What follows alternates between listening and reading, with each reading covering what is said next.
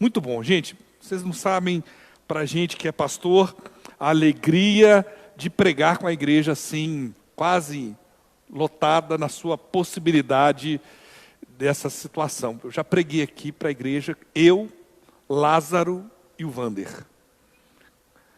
E o Lázaro aqui, o Vander me ajudando na filmagem, e a Andréia passando os textos. Que coisa horrorosa. É ruim demais. E eu tentava fazer como se a igreja estivesse cheia, mas não é a mesma coisa. Ver o rostinho dos irmãos é, como diz a propaganda, não tem preço, né? Muito bom. Queridos, uma das coisas que eu acho difícil da gente fazer, e fazer de forma certa, sincera, é a questão do autoexame, né? A gente finge que não tem tempo para esse tipo de coisa. Principalmente nossa sociedade ocidental, que é uma correria, trabalha, vai para a escola, arruma casa e aquela confusão toda, né? Que você muitas vezes não para falar assim, quem que sou eu? Não para dar uma olhada para dentro de si e fala assim, o que tem aqui? O que tem aqui dentro do meu coração? O que tem dentro dessa cachola aqui? E eu acho que a gente muitas vezes não faz isso porque tem medo de ter que admitir o que de fato somos. O que de fato existe dentro dos nossos corações. E a gente arruma desculpas mil, arruma atitudes, envolvimento em várias coisas, para que a gente não tenha que olhar para dentro de si, parar um instante e fazer um autoexame. Eu não sei se os irmãos são parecidos comigo, mas eu não gosto de fazer isso não. Eu não gosto porque eu tenho medo de ter que admitir diante de Deus algumas coisas que eu quero postergar em minha vida. E é daí desse sentimento, queridos, que nasce a hipocrisia. Como eu não quero fazer um autoexame e eu não quero admitir quem de fato eu sou, eu começo então a viver personagens que sejam aceitos ou que sejam condizentes com o que o outro espera de mim.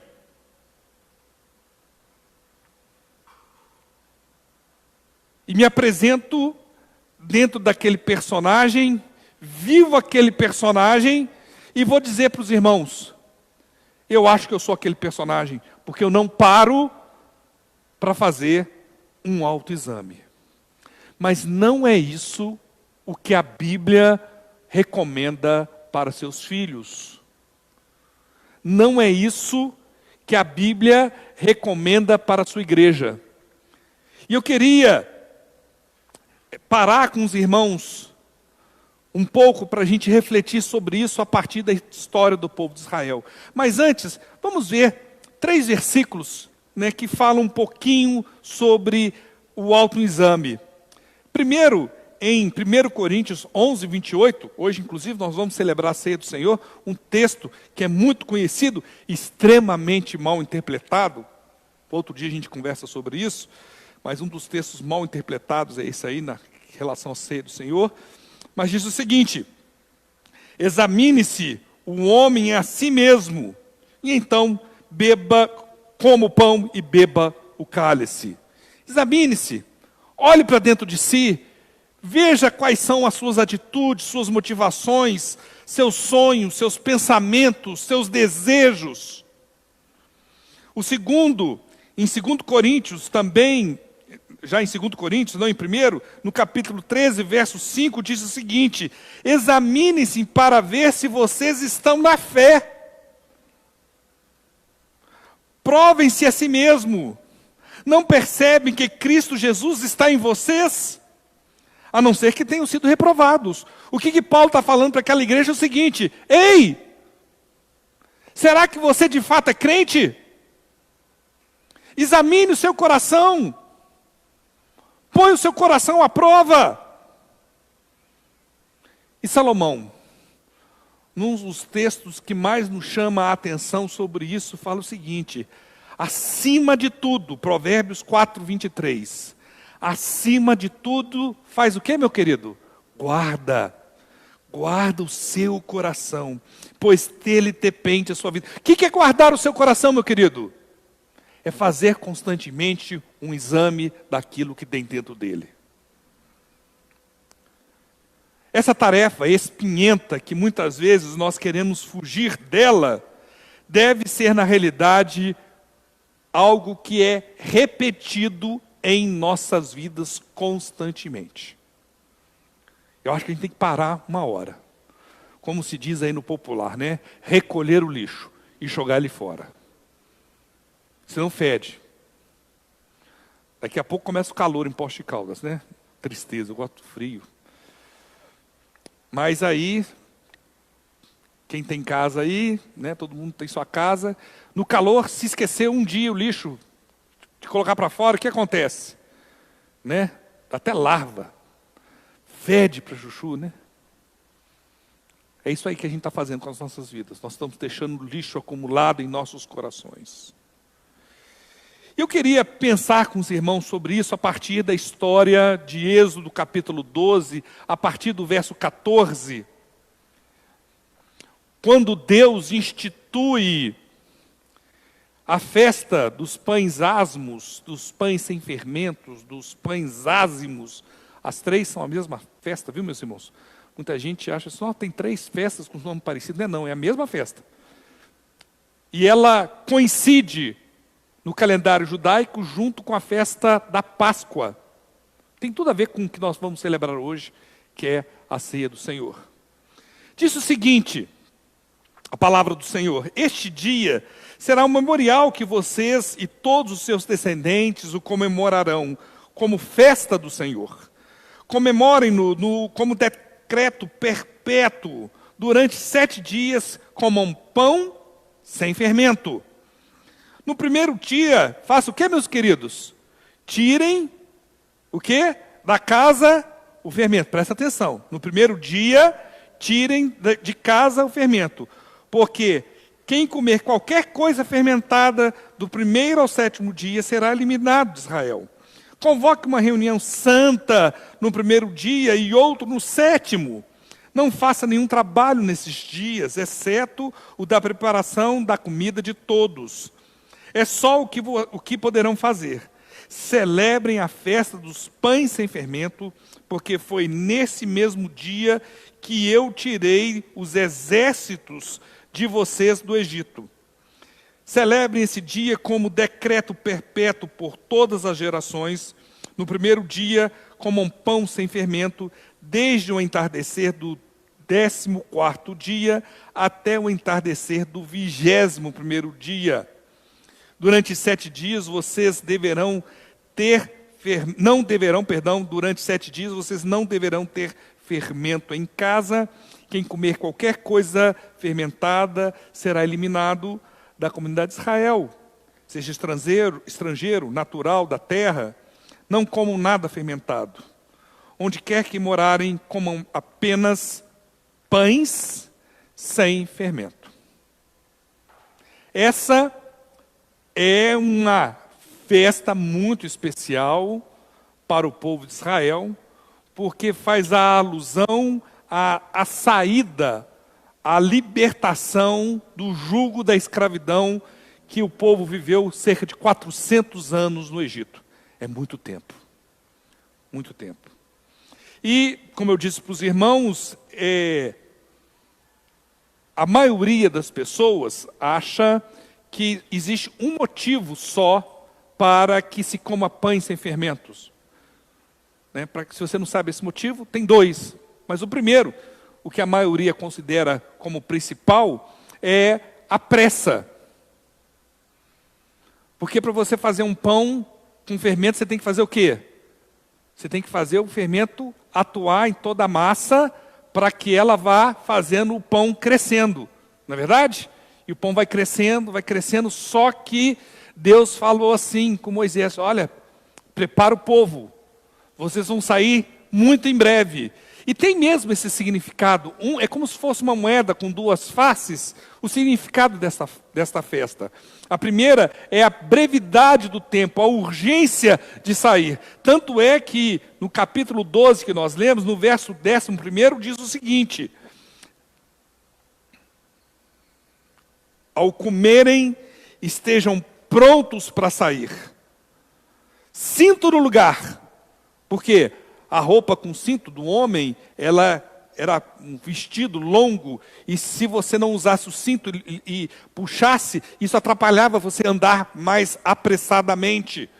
Cinto no lugar, sandália nos pés, cajado na mão, comam apressadamente. Esta é a Páscoa do Senhor, a festa dos pães ázimos, ou dos pães asmos, ou a festa dos pães sem fermentos. Então, realmente existe um agir de Deus que quer mostrar a necessidade da importância de estar preparado para fazer aquilo que Deus queria que aquele povo fizesse, que era sair do Egito e ir para a terra prometida. Mas não era só a pressa. Não era isso. Existe um outro significado para comer o pão sem fermento. Inclusive, sobre isso é muito interessante. O judeu, eu já brinquei aqui, que ele gosta de colocar uma regra no negócio, né? São bons no negócio. E vocês sabem que, nessa semana, eles chegaram a calcular qual que é o tempo em que o fermento começa a massa começa a fermentar sozinha. Então, você tem, no máximo, 18 minutos para fazer o pão. Porque eles consideram que, a partir do 19º minuto, a massa começa a fermentar sozinha. Então, você tem que cronometrar o pão lá para fazer, no máximo, em 18 minutos. Essa é um dos motivos, a pressa. Em relação ao fermento, meus queridos, hoje é muito simples a gente adquirir fermento, né? E eu sou bom nesse negócio de comprar fermento. A Luciana manda eu no supermercado, normalmente 3 vezes ao dia, né? Compro tomate, aí eu vou lá, quando eu volto, esqueci da cenoura. Como marido bem mandado, vou lá e compro a cenoura, né? A cebola, comprou ervilha? Não comprei ervilha. Volta lá e compra ervilha. Muito bem. Aí ela fala, compra fermento. Eu descobri que tem um punhado de gente de fermento, né? Tem um da padaria, tem um do saquinho e tem o... Porque ela fala assim, compra fermento, a gente nunca compra o certo, concorda comigo? É sempre o outro que ela quer, né? Então eu sei que tem um punhado de fermento, um punhado de marca. Não vou falar aqui, né? Tem umas que ela gosta, tem outras que ela não gosta, é desse jeito aí. Então, fermento é um negócio fácil hoje a gente comprar. Facinho. Mas na época, esse texto, meus irmãos, tem cerca de 3.700 anos de redação. Pensa bem. Não tinha São Michel, né, espalhado aí, Marte Minas e outros mercados aí. Não tinha. Então, como é que se fazia o fermento? Você pegava uma mistura de fermento com água, misturava, fazia daquilo ali uma massa, colocava fora da casa, reservado numa bacia, em algo, para que durante alguns dias a fermentação natural daquela massa fosse atuando naquela massa, de forma que ela fizesse a ação do fermento. Depois que ela tivesse levedada, você pegava, levava para dentro da casa, fazia o pão e guardava um pedacinho. E você pegava aquela massa antiga fermentada e adicionava uma nova massa que você fazia para o processo ser mais rápido. Era assim que se fazia antigamente. Mas o que é interessante, meus irmãos, observar que esse processo de fermentação da massa não é algo desenvolvido pelo judeu. É algo que eles aprenderam durante a escravidão no Egito. Olha que coisa incrível. Eles não tinham conhecimento dessa forma de levedar a massa. Eles aprenderam esse momento, eles aprenderam como fazer isso durante o tempo de escravidão no Egito. É interessante, como eu disse, que existe um outro significado. Em Josué, capítulo 5, verso 9 a 11, diz o seguinte: Josué então está prestes a entrar na terra prometida. Ele está prestes a cumprir o desejo de um povo que havia peregrinado, quantos anos, meus irmãos, pelo deserto? Cerca de 40 anos. E ele estava prestes a entrar. E olha o que Deus fala com Josué. Diz então o texto bíblico. Então o Senhor diz a Josué: hoje removi de vocês a humilhação sofrida no Egito. Por isso, até hoje, o lugar se chama Gilgal. Na tarde do 14º dia do mês, enquanto estavam acampados em Gilgal, na planície de Jericó, os israelitas celebraram a Páscoa. No dia seguinte ao da Páscoa, nesse mesmo dia, eles comeram pães sem fermento e grãos de trigo tostados produzidos naquela terra. Vocês lembram do texto que falava, queridos, que no primeiro dia tirem o fermento da onde? De casa. Olha só, meus queridos, isso é levado tão a sério, que no primeiro dia dessa festa, as pessoas limpavam a casa de forma cuidadosa, para que não tivesse nenhum vestígio de algum alimento que tivesse algo levedado, fermentado. Isso, meus irmãos, levou à criação na tradição judaica de uma brincadeira que é chamado Bedkat HaMetzi. Esse nome complicado aí. Esse nome complicado, o que as famílias faziam? Eles pegavam pães com fermento e espalhavam pela casa. Quem já não fez isso com criança na época de Natal? Você pega os brinquedos e esconde os brinquedos e solta os meninos para achar os brinquedos. Era isso que se realizava dentro da família judaica. De forma que ensinasse desde pequenas crianças a importância que na festa sem fermento, mesmo o pão com fermento escondido fosse achado e retirado da casa. E a tradição da festa fez com que as famílias agissem da seguinte forma: se tem crianças de vários tamanhos, você põe alguns mais fáceis para os menores acharem e alguns mais difíceis para os maiores acharem.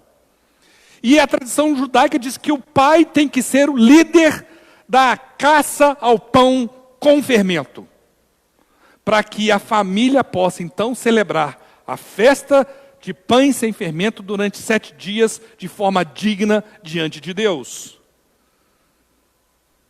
Queridos, tudo isso, como eu disse, tem um outro significado para o povo de Israel. E eu acho que deve ter também um significado para nós. O primeiro significado é que devemos obedecer a Deus de forma pronta, instantânea, diante do mandamento dele. Mas existe um outro. O fermento, eu disse para os irmãos, eles aprenderam a usar o fermento no Egito. E é como a festa dos pães sem fermento, é como se eles estivessem falando assim: nós não queremos trazer nada daquilo que aprendemos no Egito para dentro das nossas casas.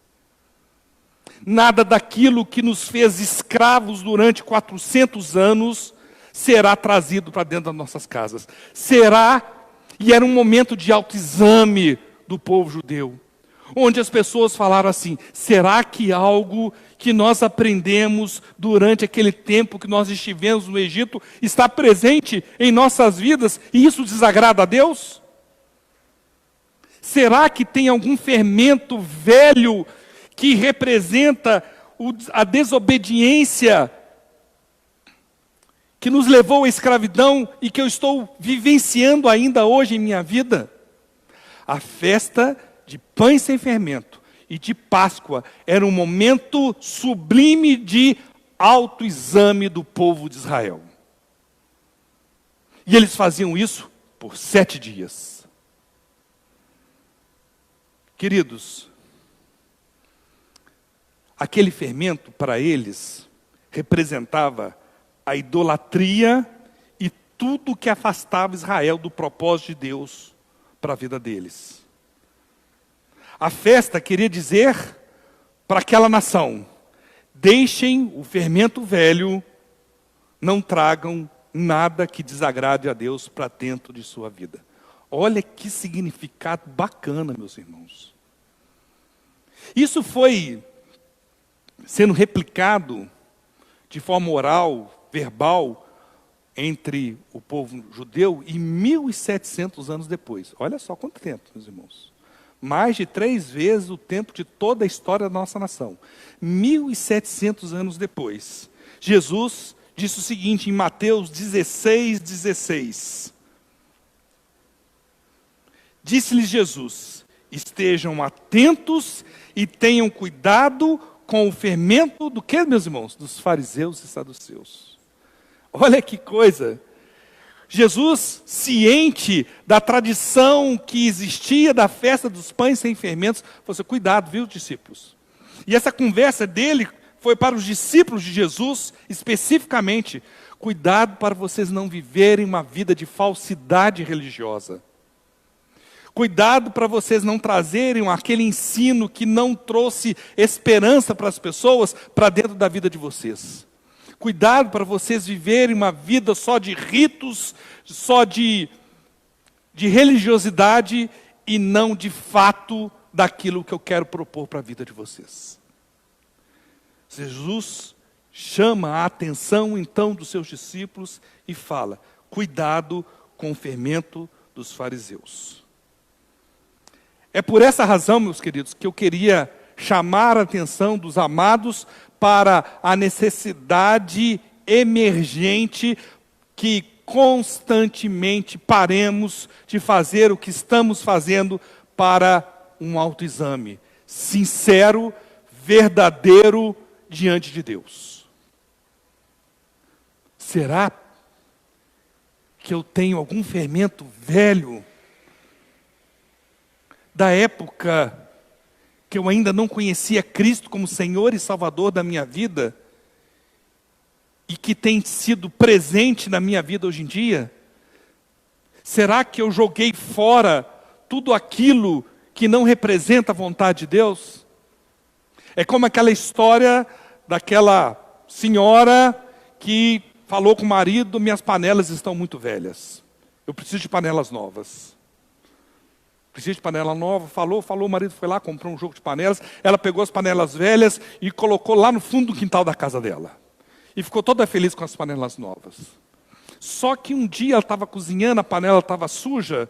Ela falou assim: aquela panela velha lá no fundo, acho que está limpa. Ela foi lá e pegou a panela velha e trouxe para dentro de casa. Depois, outro dia, aconteceu a mesma coisa, assim: aquela caçarola vai me servir agora aqui para me agir mais rápido. E foi lá. Com pouco tempo, ela estava com as panelas velhas e as panelas novas dentro da sua casa. E é mais ou menos assim a nossa vida, meus queridos.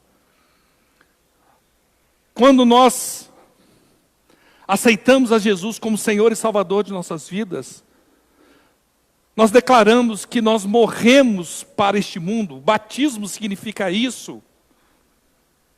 O batismo significa a morte para uma vida sem Cristo e o renascimento para uma nova vida com Cristo Jesus. Mas eu acho que a gente está deixando o fermento velho entrar na nossa vida. A gente está pegando panela velha que não serve mais e trazendo dentro para as nossas cozinhas. O apóstolo Paulo fala acerca disso de forma bem clara em Romanos capítulo 6, a partir do verso 1. Ele diz: que diremos então? Continuaremos pecando para que a graça de Deus aumente? Será? De maneira nenhuma. Nós, os que morremos para o pecado, como podemos continuar vivendo nele? Como? Ou vocês não sabem que todos nós que fomos batizados em Cristo Jesus, fomos batizados na sua morte? Portanto, fomos sepultados com Ele na morte por meio do batismo, a fim de que, assim como Cristo foi ressuscitado dos mortos mediante a glória do Pai, também nós vivamos uma vida nova. Uma vida sem fermento velho. Será que estamos andando, meus queridos, em novidade de vida? Em vida nova? Será que estamos trazendo para dentro de nossas vidas, dentro dos nossos lares, fermento velho? fermento da época do Egito, fermento da época da escravidão, do pecado em nossas vidas, e nós, como pais, como mães, vamos alargando o limite dentro dos nossos lares, e aquilo que não era permitido passa a ser permitido, e daqui a pouco passa a ser normal. Será que aqueles que convivem conosco percebem que nós não temos a mesma atitude daqueles que não conhecem a Jesus como Senhor e Salvador de suas vidas? Será que seu colega de trabalho fala assim, aquele sujeito ali é diferente, ele não tem fermento velho? Será que os nossos vizinhos, nossos colegas de escola, desde muito cedo, percebem que somos diferentes? Eu acho incrível como o apóstolo Paulo tem um discernimento de que a gente deve caminhar nesse sentido. E em Filipenses capítulo 3, ele faz uma das afirmações espetaculares para nossas vidas.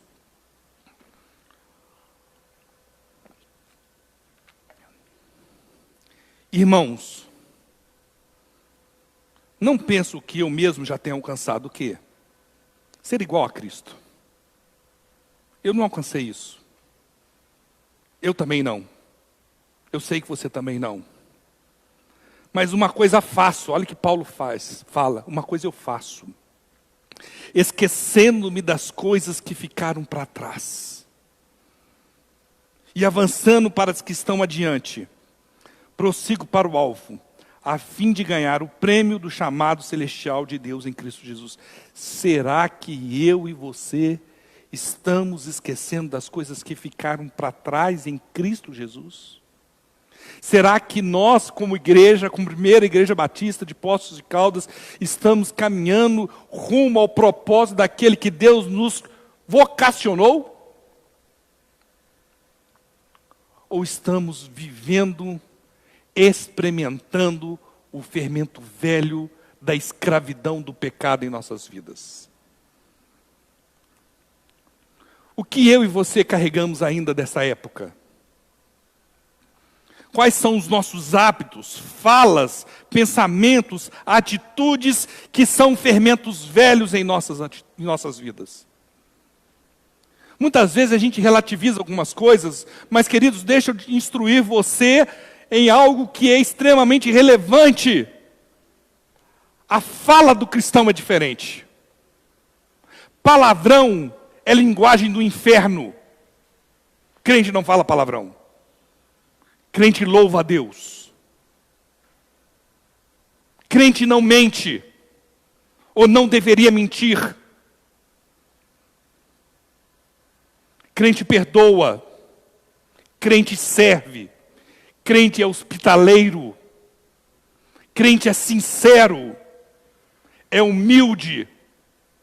E faz tudo que estiver ao seu alcance para que suas atitudes sejam para a glória do nome do nosso Senhor Jesus Cristo. Nós não podemos trazer hábitos antigos para uma nova vida em Cristo Jesus, meus queridos.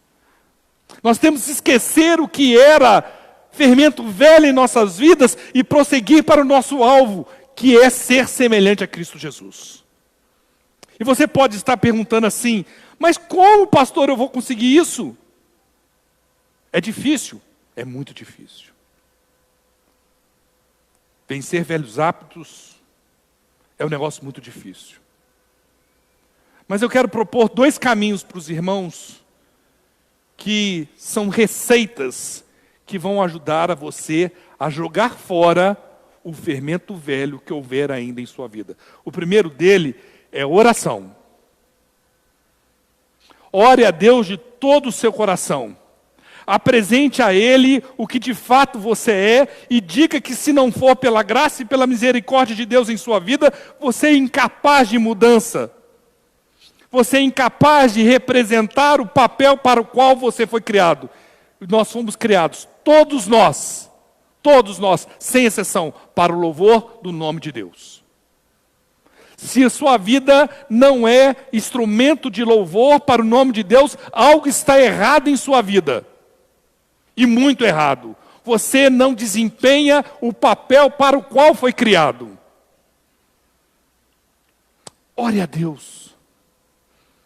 Ore a Deus e apresente a Deus de forma sincera o que de fato você é e fala assim: Senhor, é isso aqui que eu sou, é esse trapo de imundície.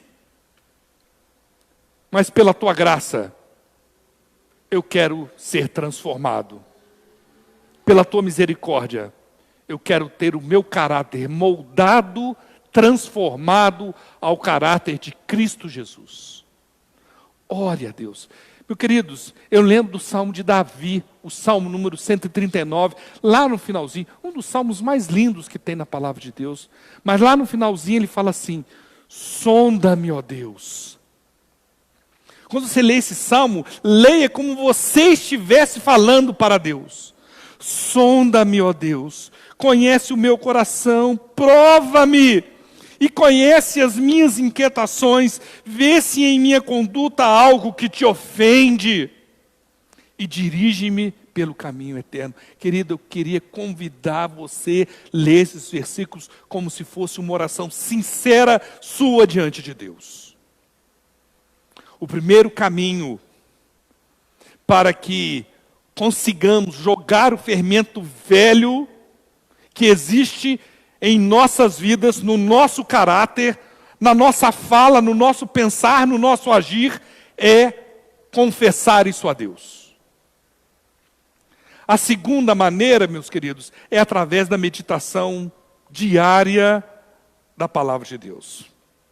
Somos o resultado daquilo que nos alimentamos, tanto para o bem como para o mal. Tanto para o bem quanto para o mal. O que você se alimenta espiritualmente da palavra de Deus? Se você lê, desculpa, viu, meus irmãos, a gente vai ficando mais velho, a gente vai ficar cheio de mania, viu? Eu tenho uma birra de casa de crente que eu chego lá, tem a caixinha de promessa.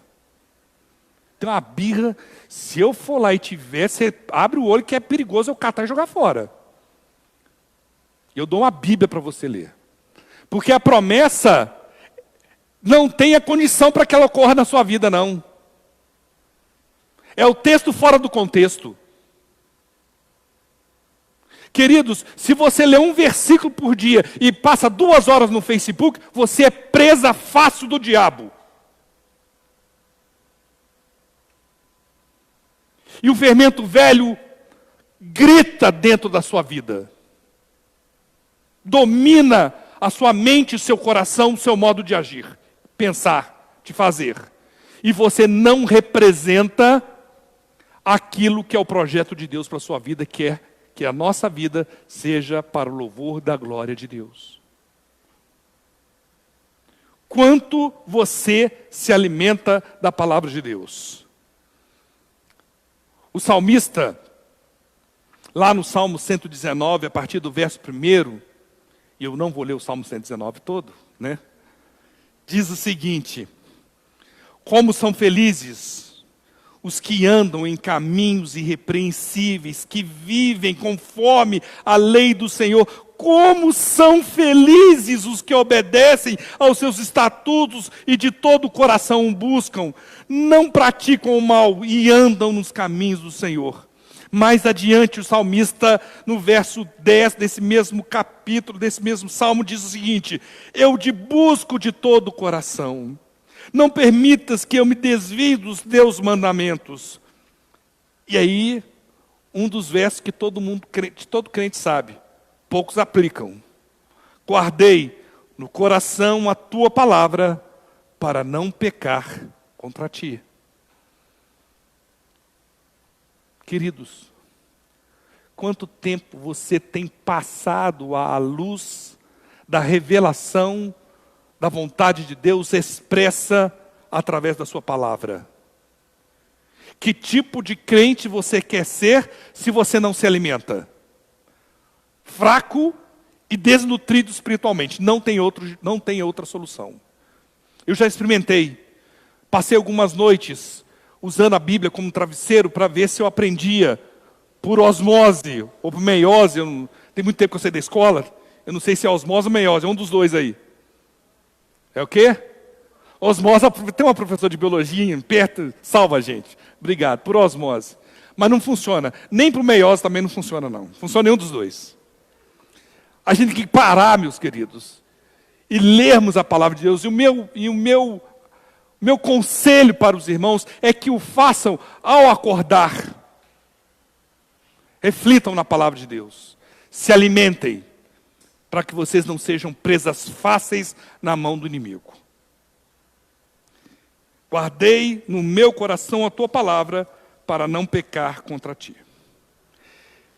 Se nós não nos alimentarmos da palavra de Deus, a gente tem que comer alguma coisa.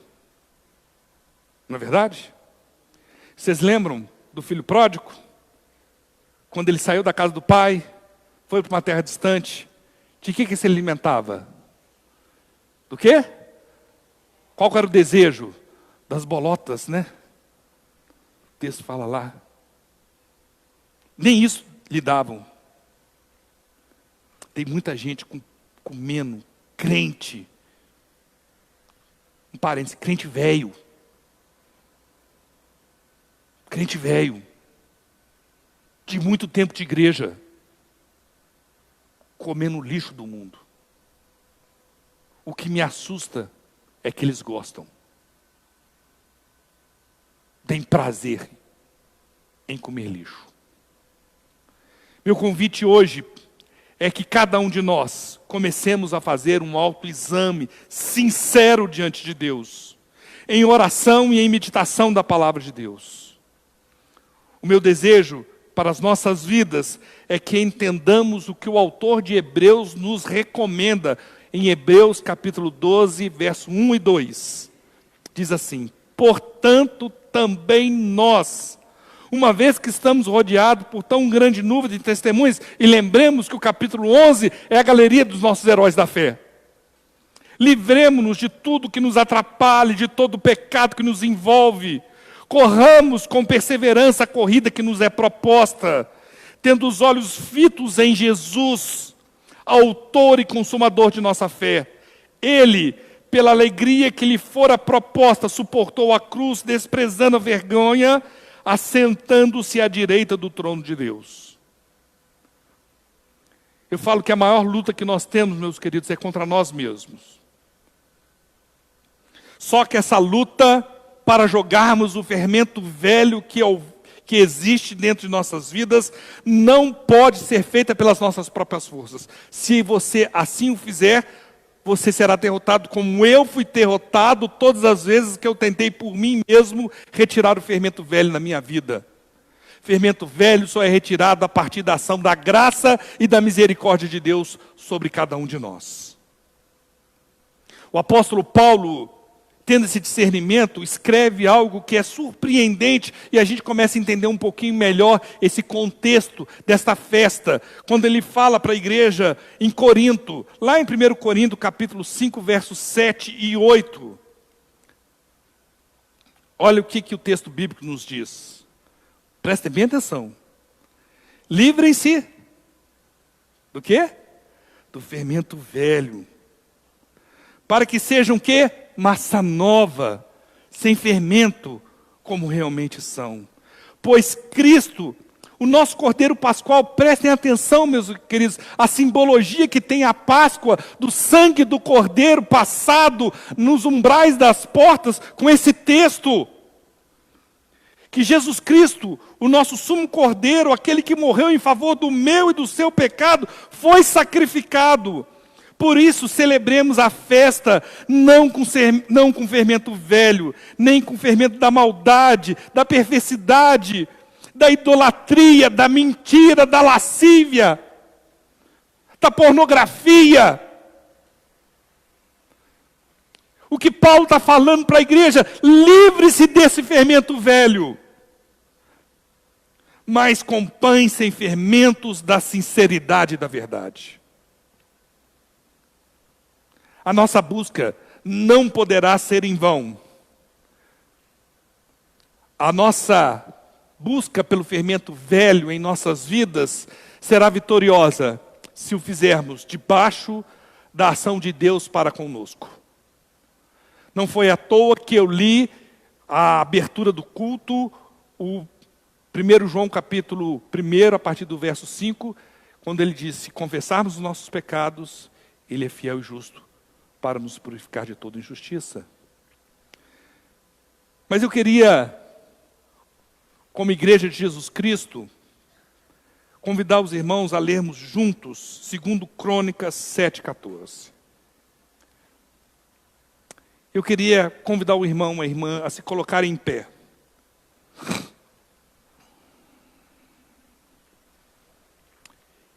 E convidá-los a fazermos em uníssono a leitura desse verso com o discernimento daquilo que Deus pôs em seu coração. Vamos ler juntos? Se o meu povo, que se chama pelo meu nome, se humilhar e orar, buscar a minha face e se afastar dos seus maus caminhos, dos céus eu ouvirei, perdoarei os seus pecados e curarei a sua terra. E jogarei fora o fermento velho da sua vida. Você crê nisso, meu querido? Que Deus nos abençoe, que a gente, como igreja de Jesus Cristo, esteja disposto a pagar o preço de sermos verdadeiramente filhos de Deus. Amém? Os irmãos podem se assentar. Vou pedir o pessoal do louvor para vir à frente, os diáconos para a distribuição da ceia do Senhor.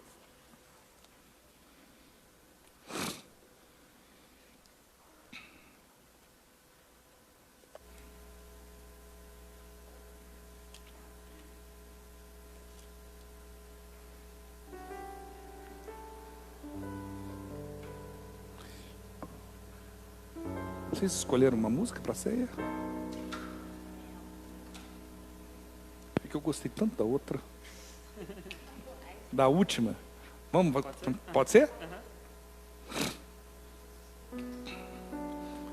Então, enquanto os diáconos servem, queridos, nós, em função da pandemia, né, Ricardo, de boa vontade, preparou um esquema novo para nós. Ele já é lacrado, higienizado, tá? Então você vai pegar o seu cálice, os diáconos vão servir os irmãos agora.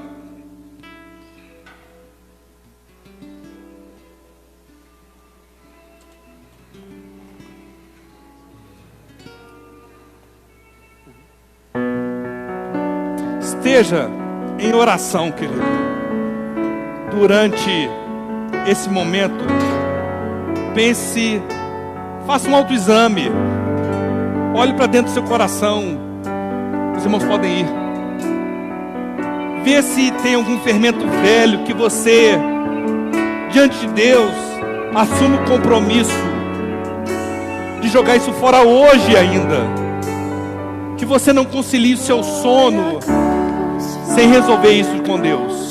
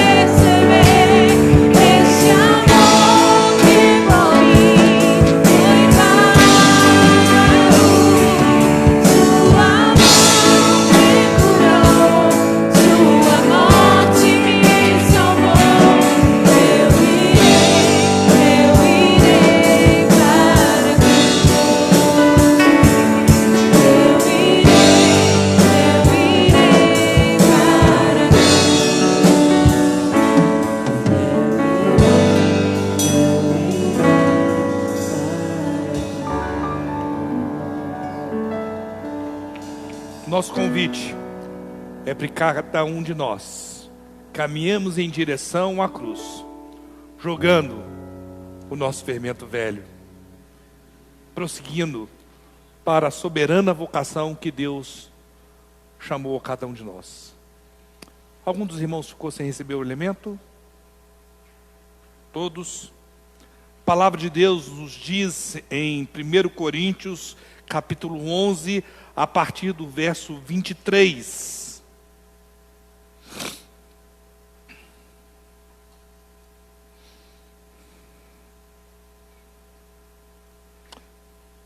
Pois recebi do Senhor o que também lhes entreguei, que o Senhor Jesus, na noite que foi traído, tomou o pão, e tendo dado graças, partiu e disse: isto é o meu corpo que é dado em favor de vocês. Façam isso em memória de mim. Da mesma forma, depois da ceia, ele tomou o cálice e disse: este cálice é a nova aliança no meu sangue. Façam isso sempre que o beberem em memória de mim. Porque sempre que comerem deste pão e beberem deste cálice, vocês anunciam a morte do Senhor até que Ele venha. Queridos, nós estamos aqui celebrando a ceia do Senhor como um memorial perpétuo em nossa vida cristã. Lembrando daquilo que foi, do preço que foi necessário ser pago para que a dívida que pesava sobre mim fosse quitada. E ela foi quitada na cruz do Calvário. A condenação que estava sobre mim foi lavada na cruz do Calvário. Nunca se esqueça do preço que foi necessário ser pago para que estivéssemos juntos aqui. Nunca se esqueça. É um privilégio muito grande estar aqui com os irmãos. Faremos isso até o dia que partimos dessa terra, ou quando muito melhor acontecer, quando Cristo vier nos buscar, para com Ele vivermos eternamente, experimentando um novo céu e uma nova terra. Amém? Os irmãos então podem comer o pão e depois beber o cálice.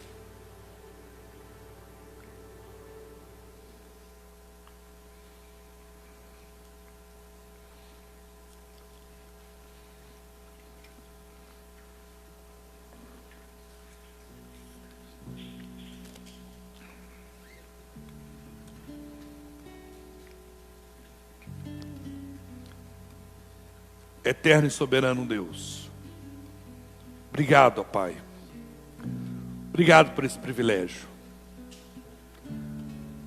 Não temos palavras para descrever o Teu amor sobre as nossas vidas. Ó Pai, não olha para as nossas imperfeições, não olha não, ó Pai.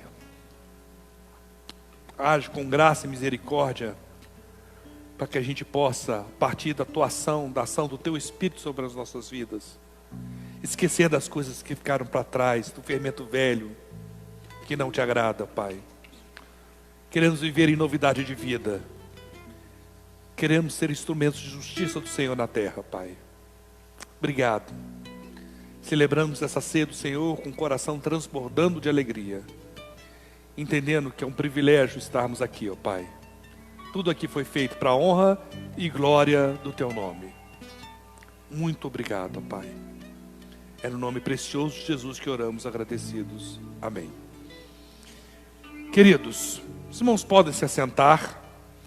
Eu queria apenas reforçar com os amados que aqueles que puderem estejam presentes sexta-feira, às 20 horas, nós vamos ter nossa primeira mini vigília pós-pandemia. Eu queria que a gente tivesse muita gente orando aqui, porque a gente precisa orar. E domingo que vem, às 10 horas da manhã, nós teremos nossa escola bíblica de forma presencial.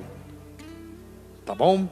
Queria dizer duas palavras para duas pessoas aqui, para mim, que transbordam meu coração de alegria ao vê-las aqui.